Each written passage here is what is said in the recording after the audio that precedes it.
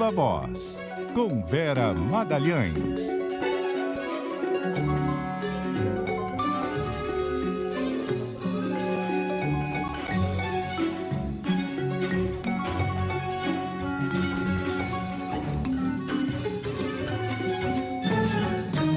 Viva Voz, Vera Magalhães, tudo bem? Boa noite. Boa noite, Bocardi, Carol, boa noite a todos e uma ótima semana para os nossos ouvintes e espectadores. Oi, Vera. Vera, começar falando de João Dória, que hoje finalmente anunciou aí a desistência a concorrer à presidência. Exato, Bocardi. Fez algo para que estava sendo pressionado, mas que muita gente duvidava que ele viesse a fazer, dada a obstinação com que ele lida com esse tema e a ideia fixa que ele tinha de manter uma candidatura a presidente que já vinha em condições bastante adversas há muitos meses. Desde o momento em que ele venceu as prévias, já ficou um travo ali amargo numa parcela do PSDB que não aceitava essa candidatura como algo viável, como algo que o partido tivesse vontade de defender nos palanques. A situação se agravou bastante nas últimas semanas, depois que ele deixou o governo de São Paulo e passou efetivamente a fazer uma pré-campanha, a andar pelo Brasil, a pressionar o partido pela liberação dos recursos do fundão eleitoral e encontrar sempre muitos obstáculos nessa sua caminhada. A coisa ficou pior na semana passada, porque ele mandou uma carta para o partido ameaçando judicializar a disputa caso fosse rifado, caso o partido decidisse apoiar a MDBista Simone Tebet dentro daquele acordo para escolher um só candidato de um grupo de vários partidos.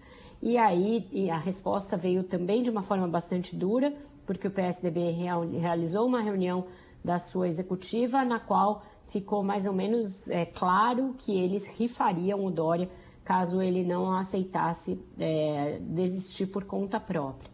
Então, ele avaliou no fim de semana essa situação, chegou à conclusão de que não valeria a pena ser candidato de si mesmo, candidato contra tudo e contra todos, enfrentando situações de boicote explícitas vindas da direção do partido e até a possibilidade deles tentarem forçar na convenção um apoio a Simone Tebet, o que o deixaria muito fragilizado, e aí achou por bem tomar a iniciativa e desistir. Foi um anúncio bem melancólico, ele estava visivelmente contrariado, cercado ali de poucos apoiadores que restaram e de outras pessoas que nem podem ser classificadas como apoiadores, porque estava lá o presidente do partido, Bruno Araújo, um dos que mais trabalharam contra a candidatura do Dória. Fez um anúncio curto, cerca de 10, 12 minutos, e disse que está se retirando, que vai ficar observando, que vai ser um observador da eleição. E agora o partido, de novo, vai ter de tomar uma decisão se vai ter um candidato próprio, outro que não seja o Dória, como que é uma ala, ou se vai apoiar a Simone Tebet. E agora, o que vai ser do PSDB com esse racha, hein, Vera? Porque a ideia do Dória desistir é tentar unificar, né? Mas o racha permanece.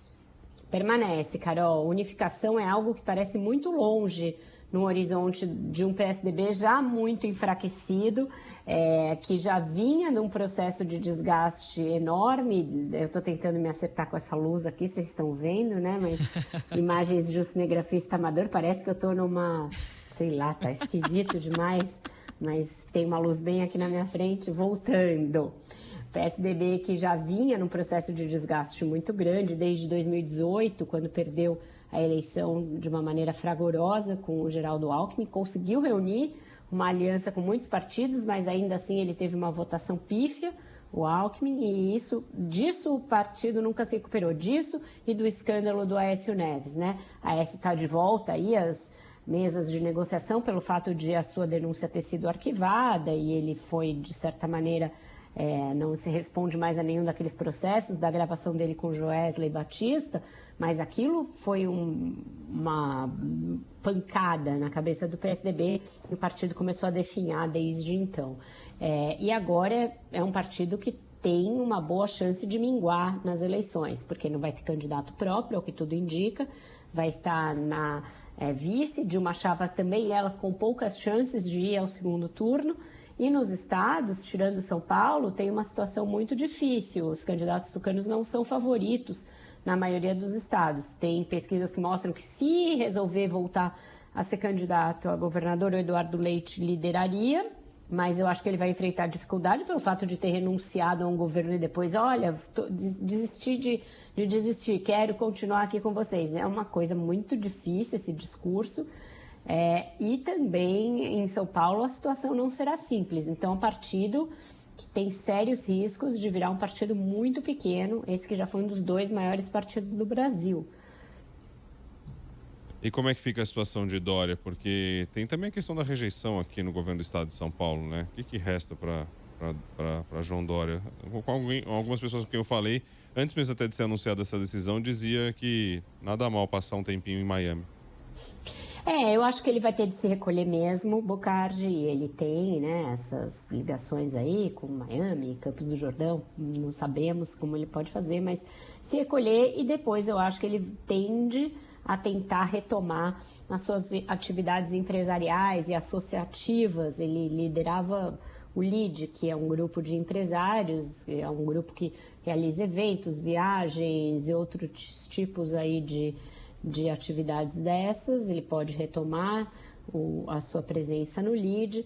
Eu acho que politicamente ele vai ficar com as barbas de molho por um tempo. Primeiro porque não vejo nele nenhuma propensão a ser candidato, por exemplo, ao Senado ou a deputado federal. Não parece ser a vontade dele, não parece ser aquilo que o motiva. É alguém que sempre se apresentou como gestor, ele gosta de dizer isso, gestor, e gosta de estar à frente de equipes no executivo. Então, não vejo ele disputando nenhum cargo para o legislativo. E lá na frente, para prefeito, também parece um movimento estranho, porque ele deixou a prefeitura para se candidatar ao governo do estado depois de menos de 2 anos tendo assumido aquele mandato. Então, também não é algo simples querer voltar a ser prefeito. Então, imagino que na política ele vai ficar por um tempo de sabático e tentar retomar sua atividade empresarial, talvez fazendo ali uma análise do que aconteceu. Ele achou que seria possível replicar no plano nacional as vitórias que ele teve nas prévias para a prefeitura e para o governo, sem se dar conta de que a dinâmica da política nacional é muito diferente da política paulista e sem se dar conta de que ele tinha sido muito atingido na sua imagem por aqueles ataques do Bolsonaro, né? Acho que ele imaginou que duelar com o Bolsonaro na questão da vacina faria com que ele crescesse. Acho que ele não imaginou a resiliência que o Bolsonaro teria junto a uma parcela do eleitor, capaz de fazer com que ele tenha ainda hoje, depois de tudo que a gente viu nesse governo, 30% dos votos, e que ele tivesse conseguido desgastar a imagem do Dória da maneira como desgastou, que é uma coisa um pouco irracional, porque ele trouxe a vacina e São Paulo, mesmo com a política do tranca-tudo, que é o que o Bolsonaro gosta de dizer, cresceu mais que o resto do Brasil. Então foi uma política exitosa essa de fazer o distanciamento social e esperar para retomar as atividades em uma situação de segurança sanitária maior. Não foi uma política ruim, foi uma política bem sucedida, mas o que ficou na cabeça das pessoas é que ou elas perderam o emprego, ou elas deixaram de ter renda porque o Dória mandou ficar em casa. E isso colou na cabeça de uma boa parcela do eleitor. Mesmo tendo uma equipe de marketing bem grande, bem atuante, o Dória não percebeu isso. Essa equipe não chegou para ele e falou, olha, tem um problema aqui na sua imagem que o Bolsonaro conseguiu fazer com que ela ficasse desgastada de uma maneira mais ou menos permanente.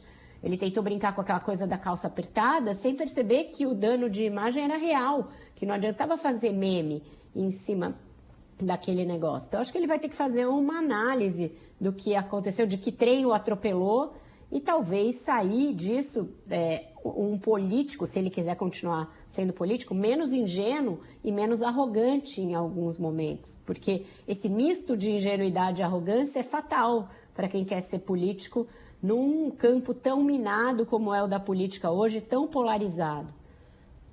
Ô Vera, esse apoio a Simone Tebet é para valer, inclusive, dentro do próprio MDB, ou vai ser uma candidata fantoche e, na prática, nos estados, os candidatos a governador e ao parlamento vão apoiar o Lula ou o Bolsonaro?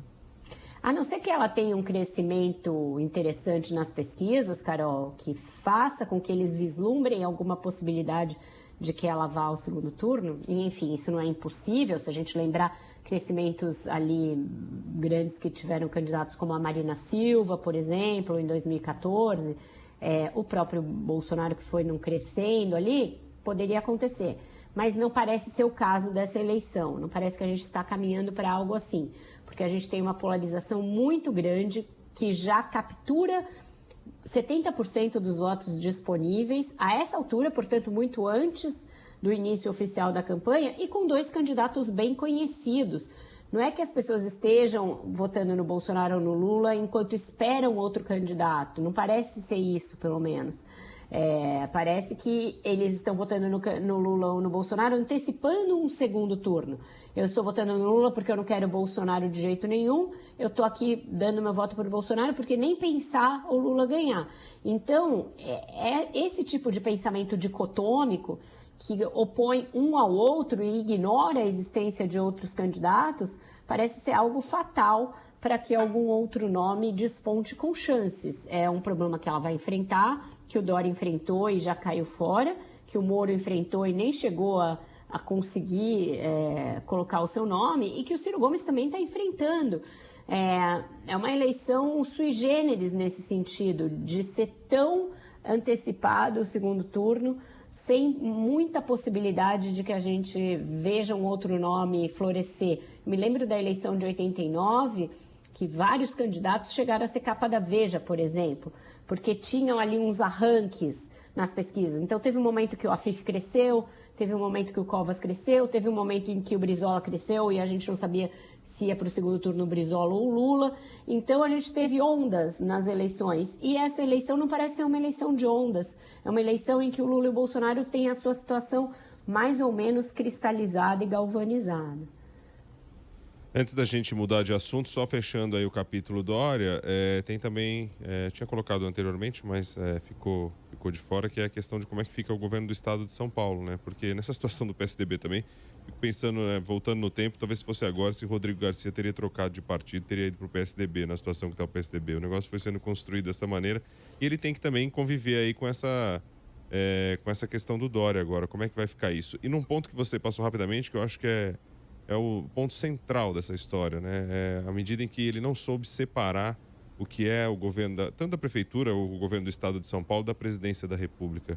Há um vazio tão grande entre uma coisa e outra que ele deveria ter percebido isso. Ele foi incapaz de enxergar, achou que pudesse ter o mesmo desempenho e não levando em consideração a questão de rejeição, tá? Só a questão de aceitação. Ele não conseguiu enxergar isso e deu no que deu. Exato, Bocardi, porque o Brasil é muito diverso, as realidades regionais são absolutamente diferentes em toda a extensão do território nacional, e se você se coloca como um político, que é quase um gerente, né, que é o que o Dória falava, isso fala muito pouco a uma população de alguns estados em que o Estado está muito presente na vida dessa população e, portanto, o político tem um outro tipo de relação com esse eleitor. O Dória nunca preencheu esse perfil, não se preocupou em preencher esse perfil, acho que imaginou que a história do João vacinador, João trabalhador, que ele construiu mais ou menos aqui em São Paulo, se replicaria automaticamente no Brasil todo, e isso não aconteceu. A gente lembra acho que um fato muito sintomático disso é aquela ida dele à Assembleia, não me lembro se da Paraíba ou do Piauí, em que ele pede para que as pessoas levantem a mão quem já foi para Dubai. Então, um descolamento muito grande da realidade do que é o Brasil profundo, um Brasil ainda muito marcado por desigualdades econômicas, sociais e regionais. Então, eu acho que teve isso. Quanto ao PSDB de São Paulo, se o Rodrigo Garcia não tivesse ido para o PSDB, não poderia ser o candidato, né? Teria enfrentado o Geraldo Alckmin. O Geraldo Alckmin não teria saído do PSDB e seria provavelmente o candidato escolhido em convenção do PSDB, porque o PSDB simplesmente não iria abrir mão de ter o único governo relevante praticamente que sobrou para ele no tabuleiro nacional. Então, era uma condição para que o Dória pudesse cumprir o acordo de fazer do Rodrigo Garcia o seu sucessor, que ele estivesse no PSDB. E é meio o que resta para o PSDB. Sabe quando você está no war e que só te sobrou um território e aquilo ou você morre? E aí você tem aquelas muitas trocas de cartas, você põe um monte de tanque naquele seu único território e fica lutando ali. Então, o que restou para o PSDB é mais ou menos isso. A última cidadela tucana é o governo de São Paulo. Não é pouca coisa, né? Segundo maior orçamento do país depois da União. Mas é meio a última coisa que faz com que o PSDB seja relevante. Governa o estado de São Paulo, o maior do país, ininterruptamente desde 1995. Isso não tem precedente na história nacional e talvez explique o fato de que não está indo tão bem, né? A gente sabe que política tem isso de cansaço, de fadiga de material, pode estar no momento em que o PSDB está passando por uma fadiga de material aqui em São Paulo. Ainda é forte, ainda tem uma máquina. Rodrigo Garcia vai tentar apagar o Dória da foto, apagar ele de qualquer realização que ele tente vender como exitosa no governo do estado, como se fossem suas realizações e não as do seu antecessor.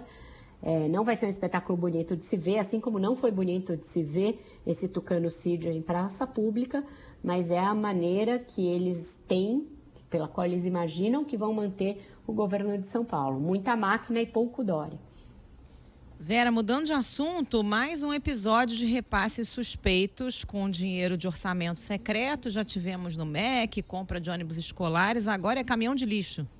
Caminhão de lixo, Carol, é a nova moda.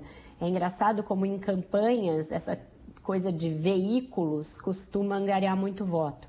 A gente já teve lá atrás, no governo Fernando Henrique, um escândalo com a destinação de emendas para ambulâncias, que era aquele esquema dos sanguessugas, a máfia das ambulâncias, etc. Nesse momento do orçamento secreto, começou com tratores, escavadeiras e outros veículos desse tipo, e agora o Estadão se debruça aí sobre papéis, documentos que mostram um boom na aquisição de caminhões de lixo super modernos, super potentes e que tem ali condensadores desse lixo, trituradores desse lixo neles, e que mostram total descolamento de qualquer política realmente de coleta de resíduos e de destinação desse lixo, porque eles se destinam a cidades muito pequenas, muitas vezes que não têm aquela demanda, que nem produzem tanto lixo quanto aquele para o qual você está destinando caminhões. Tem uma cidade do interior de Alagoas que recebeu 3 num curto espaço de tempo, é mais do caminhão do que lixo que eles têm para processar, uma cidadezinha de 8 mil habitantes. Isso mostra claramente que a única intenção de você prover a cidade desse caminhão de lixo é que ele seja uma vitrine, né, que seja quase um carro alegórico do político que destinou a emenda. E é isso que a gente tem visto, os políticos praticamente desfilando a bordo desses caminhões, postando nas suas redes sociais que foram eles que levaram os caminhões para as suas cidades. O Collor fez isso, o Arthur Lira também nesse esquema, Ciro Nogueira, os nomes são os de sempre, do Centrão, beneficiados com o orçamento secreto e uma total ausência do Executivo Federal, do governo Bolsonaro, em definir o que você quer fazer com esse dinheirão que você está gastando. O que você quer? Qual é a política? Tem um aterro próximo a essas cidades que estão recebendo todos esses caminhões de lixo? Como você vai destinar? Então, mostra que não é intenção de fazer política pública e nem de melhorar o saneamento e, portanto, a qualidade de vida nessas cidades, e só, única e exclusivamente, fornecer aos padrinhos do caminhão de lixo esse carimbo e essa foto para a campanha, né? É uma vergonha, absurdo. Tem o mesmo caminhão com dias de diferença da compra, gastos 30% a mais em caminhões idênticos, em cidades diferentes. Em muitas cidades, quem faz a licitação e quem vende o caminhão é amigo do político, então, né? Daí você já imagina que o preço é acertado, que provavelmente tem uma comissão, uma parte volta para o político. É uma vergonha, e é isso, usar algo que é tão essencial, né, um serviço público essencial, básico, que é o recolhimento de lixo, para fazer proselitismo político em ano eleitoral. É a história do saneamento, né? Que ninguém vê, também o aterro também ninguém vai ver, então fica desfilando realmente com o caminhão, é o que dá, né? A gente teve casos recentes com o transporte escolar também. Também bem lembrado, os ônibus escolares também, outro tipo de carrinho que entra aí nesse bingo eleitoral. Kit de robótica, em escola que não tem nem computador, o negócio é escancarado, né? É isso. Falar de Lula e Alckmin, se reuniram para definir aí quem vai tocar o quê em cada área da campanha e já chegaram numa conclusão de que tem falha na comunicação. O Lula reuniu toda a coordenação da campanha dele, uma reunião bem grande num hotel em São Paulo.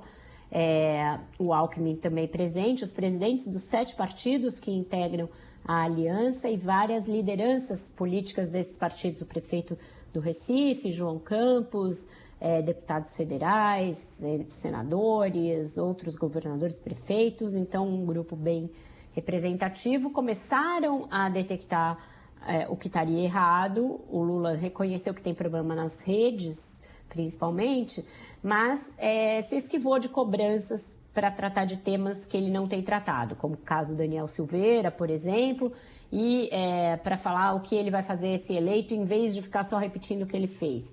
Ele falou que tem que voltar alguns passos atrás, porque a gente tem de falar de salário mínimo, poder de compra do salário mínimo, portanto, isso tudo remeteria ao que ele fez nos seus governos anteriores. Fez um elogio muito rasgado ao Geraldo Alckmin, dizendo que ele sempre imaginou que, se fosse candidato de novo, teria muita dificuldade de encontrar um vice tão bom quanto o Zé Alencar, e que agora ele pode dizer que ele não consegue imaginar um vice melhor que o Geraldo Alckmin. Não ficou claro se ele estava fazendo uma comparação entre os dois, eu nem entendi dessa maneira, mas que para esse momento o Alckmin é um vice tão bom quanto o Zé Alencar foi para ele lá em 2001, 2002. Então, um elogio bem substantivo esse do Lula para o Alckmin. Eu acho que o tom geral dessa reunião dialoga um pouco com aquilo que eu vinha falando sobre essa polarização tão precoce. Eles assistiram à exposição do Marcos Coimbra, do Vox Populi, Instituto de Pesquisa, em que ele fala dessa cristalização dos votos do Lula e do Bolsonaro e diz que isso leva a uma antecipação do segundo turno no primeiro.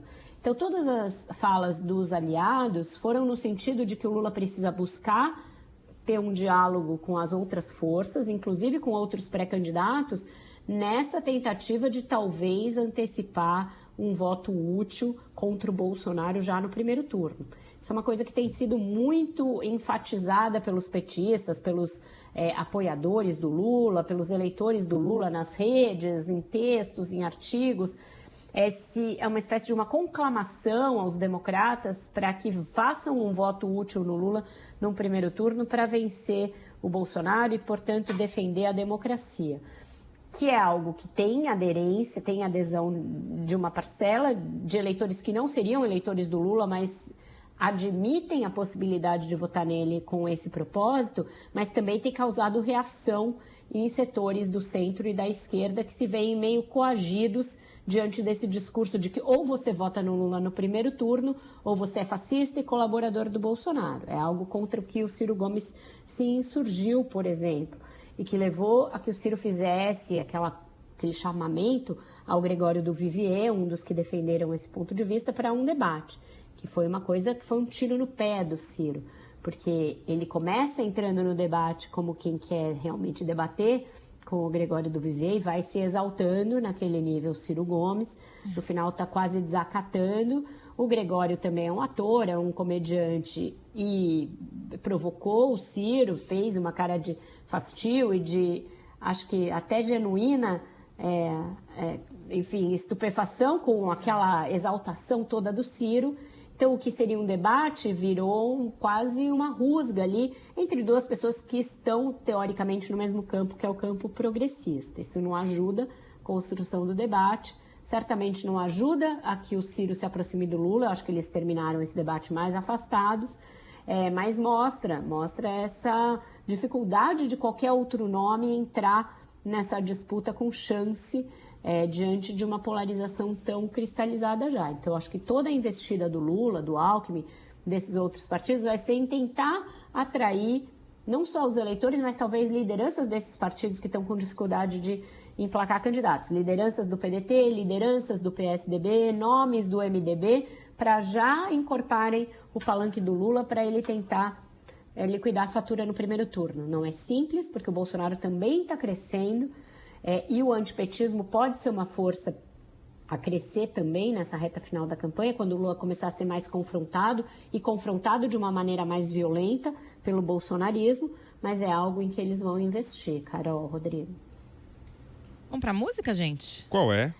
Vamos, a gente vai de Luiz Melodia hoje, foi a música que me ocorreu diante do Estou Saindo Fora do Dória, diz que fui por aí levando violão. Se alguém perguntar por mim, diz que fui por aí, levando um violão debaixo do braço. Em qualquer esquina eu paro, em qualquer boutique eu entro, e se houver motivo é mais um samba que eu faço. Se quiseres saber se eu volto, diga que sim, mas só depois que a saudade se afastar de mim. Vamos ver então quando volta. Valeu, Vera Magalhães. Boa noite. Tchau, gente. Uma ótima noite para vocês e até amanhã.